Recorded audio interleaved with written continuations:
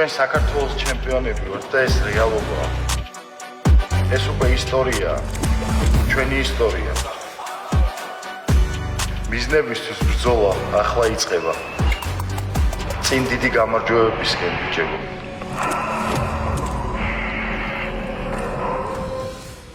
გამარჯობა, მოგესალმებით, ყველას მოგესალმებით YouTube-ზე დვალიშვილთან.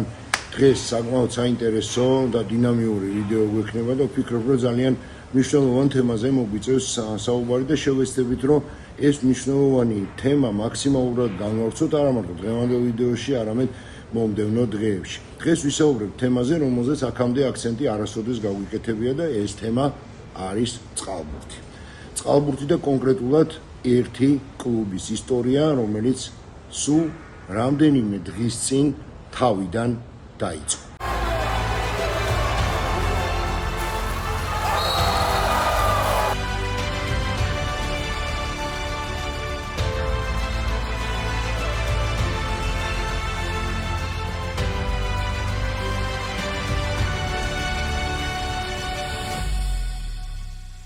ჯერ დავუბრუნდეთ ზაფხულის პერიოდს და გავიხსენოთ 2025 წლის 21 ივნისი, როდესაც გაიმართა საქართველოს ჩემპიონატის ერთ-ერთი ყველაზე მნიშვნელოვანი გადამწყვეტი დაპირისპირება. ამ დაპირისპირებაში ერთმანეთს შეხვდნენ თბილისის დინამო და სპორტ მენეჯმენტი. თავადაც კარგად მოგეხსენებათ, რომ ბოლო წლების განმავლობაში დინამო ფლაგმანი იყო ქართული წყალბურთის და ერთ-ერთი ყველაზე ტიტულოვანი კლუბი. ამ შეხვედრაში მოხდა ის, რომ სპორტ მენეჯმენტმა ძალიან დაძაბულ, დრამატულ ორთაბრძოლაში 14-13 დაამარცხა თავისი მეტოქე და ისტორიაში პირველად გახდა ქვეყნის ჩემპიონი.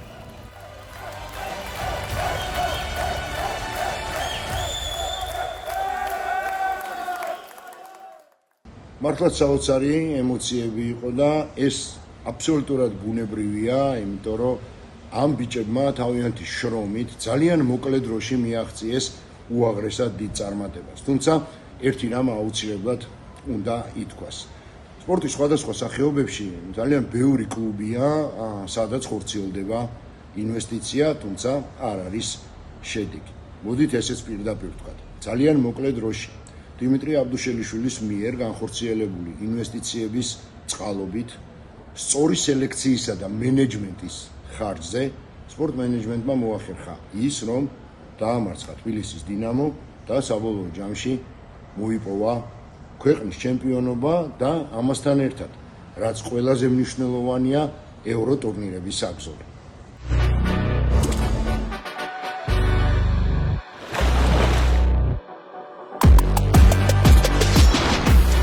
To be honest, in this moment შემართებით ვართ, ბოლომდე ვაპირებთ დახარჯვას. ყველაფერს გავაკეთებთ იმისთვის, რომ ჩვენი მაქსიმუმი ჩავდოთ ამ თამაშებში.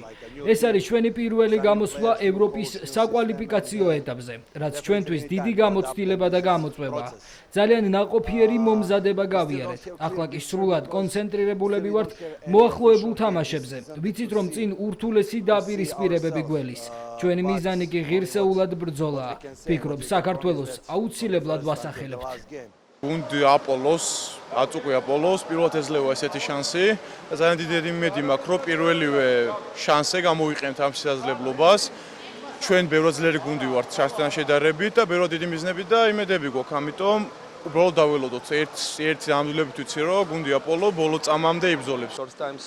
ჩვენი ახალი კლუბი მზად არის ევროლიგაში პირველი ნაბიჯების გადასადგმელად. ეს ჩვენთვის მთელი კლუბისთვის განსაკუთრებული ეტაპია. დიდი პასუხისმგებლობა და გამოწვევაა და ამასთან ერთად ბრწყინვალე შანსია საკუთარ შესაძლებლობებში დასარწმუნებლად. სავარჯიშო პროცესი და მზადება ყოველდღიურ რეჟიმში მიმდინარეობს. მოთამაშეები მაქსიმალურად მუშაობენ, რათა გუნდმა თითოეული მატჩი ღირსეულად ჩაატაროს. ჩვენთვის მნიშვნელოვანია, რომ პირველივე თამაშიდან ბოლომდე ვაჩვენოთ გუნდის ერთიანობა და ჩვენი ნამდვილი პოტენციალი. საქართველოს სახელით გამოვდივართ, რაც პასუხისმგებლობას კიდევ უფრო ზრდის. მე დარწმუნებული ვარ ჩვენი ბიჭების წარმატებაში.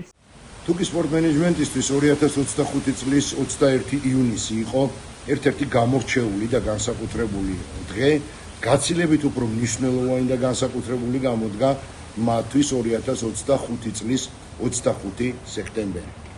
სპორტ მენეჯმენტმა ამ დღეს განიცადა სრული რებრენდინგი. შეიცვალა ლოგო, შეიცვალა სახელი. ბიჭები პრეზენტაციაზე წარსდგნენ ავთო წვიტინიძის მიერ შეკერილი აბსოლუტურად ახალი დიზაინში ულამაზესი სპორტულებით და ეს იყო ერთ-ერთი ნათელი დასტური იმისა, რომ აპოლო სპორტ მენეჯმენტი ახლა უკვე აპოლო სწორედ ამ სახელით წარსდგება გუნდი ევროტურნირებზე არ არის მოკლე პროექტი. ეს არის ძალიან ხანგრძლივი, ძალიან საინტერესო და ძალიან იმედის მომცემი პროექტი, რომელსაც სათავეში უდგას დიტო აბდუშელიშვილი და მისი გარემოცვა. გარემოცვა, რომელსაც თამამად შეუძლია დაიკვეხნოს საქმის ცოდნით, პროფესიონალიზმით და რაც თავარია, წყალბურთში თავიდან ბოლომდე ჩართულობით. ჩვენი გუნდისთვის, აპოლოსთვის დიდი დღე არის. მოხდა რებრენდინგი სახელის. ჩვენი გუნდი, ჩვენ ძალიან მოხარულები ვართ, რომ ჩვენ ვართ საქართველოს ჩემპიონები. დღეს მოგვეცა საშუალება, რომ უახლოეს მომავალში ვიასპარეზოთ ევროპის ჩემპიონატზე, გამოვიდეს ჩვენი გუნდი. ჩვენ ძალიან გვიხარია, ჩვენი ბიჭები ფიზიკურად, მორალურად მზად არიან ამ ჩემპიონატისთვის. მაგრამ მე მინდა ასევე აღვნიშნო, რომ ეს არ არის მარტო ჩვენი დღესასწაული დღეს, ეს არის ყველას დღესასწაული, ყველა საქართველოში ყველა მოყვარული სპორტის, წყალბურთის იქნება ჩართული და ეს სტიმულს მისცემს ჩვენ ახალგაზრდობას მომავალში, რომ უფრო ჩაერთონ სპორტულ ცხოვრებაში. ჩემპიონობამ გამოიწვია ის, რომ გავედით ევროპა ლიგაზე და აუცილებელი გახდა გუნდის გაძლიერება. მოხდა ასევე გუნდის რებრენდინგი, მენეჯმენტშიც ახალი სამშენებლო შტაბი მოვიდა, გადაერქვა სახელი, დღეს უკვე ქვია აპოლო. აპოლო ახალი შექმნილი და ჩამოყალიბებული გუნდია, ახალი მოთამაშეებით არის დაკომპლექტებული და ეს ჩვენთვის ერთის მხრივ ცოტა სანერვიულოც არის, რადგან არ გქონია ოფიციალური მატჩები.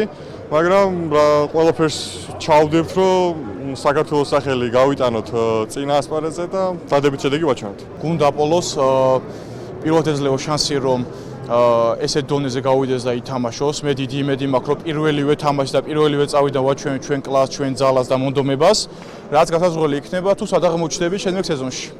მოკლედ, პრეზენტაცია ნამდვილად შედგა უმაღლეს დონეზე, გადასარევი ორგანიზება, გემოვნებით მოწყობილი, აბსოლუტურად მთელი საღამო და უამრავი გულშემატკივარი. არა მარტო წყალბურთის, არამედ მთლიანად ქართული სპორტის. ის, რაც 25 სექტემბერს მოხდა აპოლოსთვის და არა მხოლოდ აპოლოსთვის იყო მნიშვნელოვანი თარიღი, გამომდინარე იქიდან, რომ თუკი წმინდა სპორტული თვალსაზრისით და წმინდა სპორტული და ამავდროულად პატრიოტული თვალსაზრისით შევხედავთ ნებისმიერ სპორტის სახეობაში, რაც უფრო მეტი კონკურენცია იქნება. რა თქმა უნდა, ჯანსაღი მით უფრო წინ წავა ქართული სპორტი და კონკრეტულად სპორტის ის სახეობა. რახან დღეს ჩვენ ვისაუბრეთ აპოლოზე, მე მინდა მათ ძალიან დიდი წარმატება უსურვო, რადგან 3 ოქტომბერს გუნდი ევროტურნირებზე მართლაც ისტორიულ შეხვედრას გამართავს. მეორე მატჩს 4 ოქტომბერს ჩაატარებს, დასკვნით შეხვედრას კი 5 ოქტომბერს. იმ შემთხვევაში თუ კი ჯგუფში აპოლო პირველი ან მეორე ადგილი დაიკავა, მაშინ გუნდი ასპარეზობას წრიული სისტემით საუკეთესოთა შორის განაგრძობს. მესამე მეოთხე ადგილის დაკავების შემთხვევაში კი გუნდი კონფერენს ლიგაზე გადაინაცვლებს. მოკლედ, თავარი არ არის შედეგი. გულისხმობ საბერძნეთში, ათენში გასამართ სამდაპირისპირებას. აქ თავარის არის ის, რომ აპოლომ დაიწყო ახალი ფურცლიდან, ახალი ისტორიის წერა. ამიტომ წარმატება მათ და თითოეულ წევრს კლუბისა, რომელიც თავის საქმეს აუცილებლად იტყვის.